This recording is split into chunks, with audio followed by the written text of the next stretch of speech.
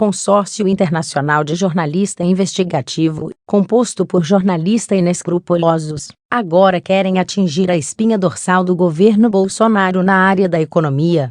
Querem derrubar Paulo Guedes do ministério com acusações infundadas. Acompanhe a matéria tendenciosa do portal G1.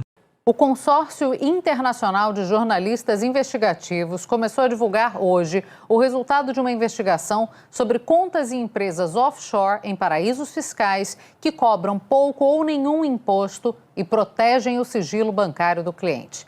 Essa série de reportagens, chamada Pandora Papers, se baseou no vazamento de 11 milhões e 900 mil arquivos confidenciais de 14 escritórios de advocacia especializados na abertura de empresas em países como Panamá, Ilhas Virgens Britânicas e Bahamas. Nos documentos aparecem operações relacionadas a mais de 330 políticos e altos funcionários públicos e 35 chefes e ex-chefes de Estado de mais de 90 países, além de empresários e celebridades internacionais. A investigação durou 2 anos e teve a participação de 615 jornalistas de 149 veículos em 117 países. Aqui no Brasil, integram esse consórcio a revista Piauí, os sites Poder 360 e Metrópolis e a Agência Pública. As publicações citam o ministro da Economia, Paulo Guedes, e o presidente do Banco Central, Roberto Campos Neto. De acordo com a legislação brasileira, é legal abrir ou manter uma conta offshore desde que o titular declare a existência dessa conta à Receita Federal e ao Banco Central.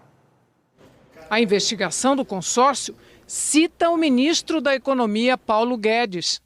Em setembro de 2014, Paulo Guedes, então sócio da Bozano Investimentos, fundou a Dreadnoughts International, uma offshore nas Ilhas Virgens Britânicas. Aportou numa agência do Banco Credit Suisse em Nova York quantia de 9,55 milhões de dólares, o equivalente a 23 milhões de reais na época. No câmbio atual, o valor hoje corresponde a 51 milhões de reais. As reportagens do consórcio lembram que abrir uma offshore ou contas no exterior não é ilegal, desde que o saldo mantido lá fora seja declarado à Receita Federal e ao Banco Central. E informam que, no caso de servidores públicos, a situação é diferente. O artigo 5º do Código de Conduta da Alta Administração Federal, instituído em 2000, proíbe funcionários do alto escalão de manter aplicações financeiras no Brasil ou no exterior passíveis de ser afetadas por políticas governamentais. Em janeiro de 2019, 5 anos depois de abrir a offshore e depositar 9,55 milhões de dólares, Guedes assumiu o cargo de ministro da Economia. O Código de Conduta obriga as autoridades públicas a declarar todos os seus bens à Comissão de Ética Pública no prazo de até 10 dias após assumir o cargo. De acordo com o consórcio, no caso de Paulo Guedes, apesar do potencial conflito de interesses, o ministro se manteve no controle direto da offshore nas Ilhas Virgens Britânicas.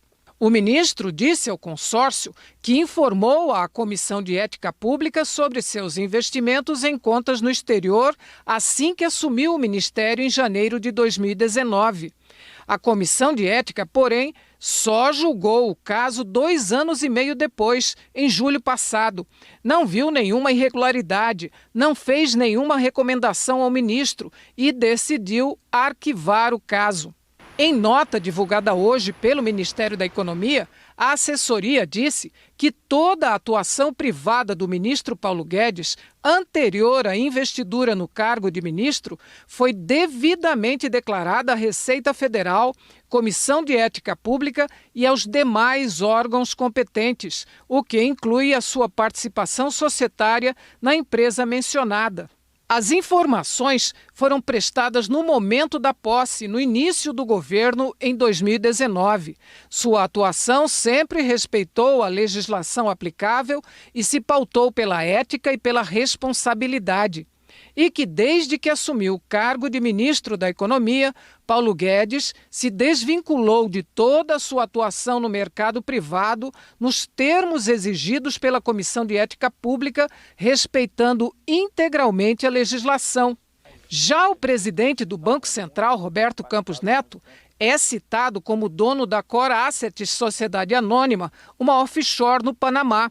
Campos Neto criou a offshore em 2004 com um capital de 1,09 milhão de dólares, 3,3 milhões de reais à época. E, segundo o consórcio, continuava como controlador quando assumiu o posto no governo em fevereiro de 2019, e que a decisão de fechá-la foi aprovada pelos acionistas da Cora Assets em 12 de agosto de 2020, mas a ata da reunião só foi registrada 2 meses depois.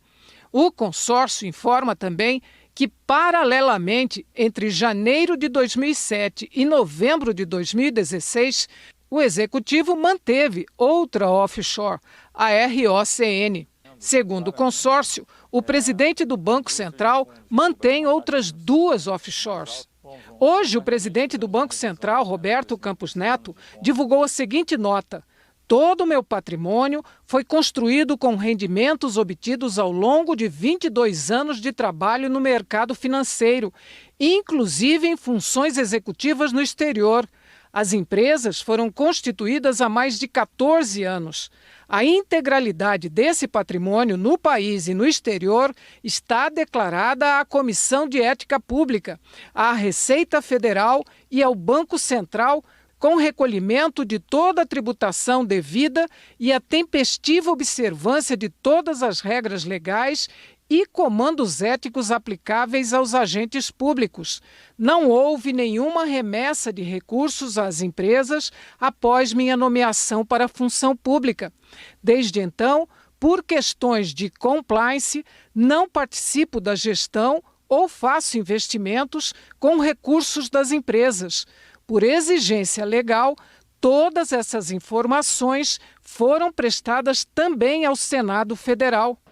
Em nota, líder da oposição na Câmara, deputado Alessandro Molon, do PSB do Rio de Janeiro, classificou como escândalo gravíssimo que viola frontalmente o artigo 5º do Código de Conduta da Alta Administração Federal e afirma que a oposição vai propor a convocação do ministro e do presidente do Banco Central para prestar esclarecimentos à Câmara dos Deputados e entrar com representação no Ministério Público.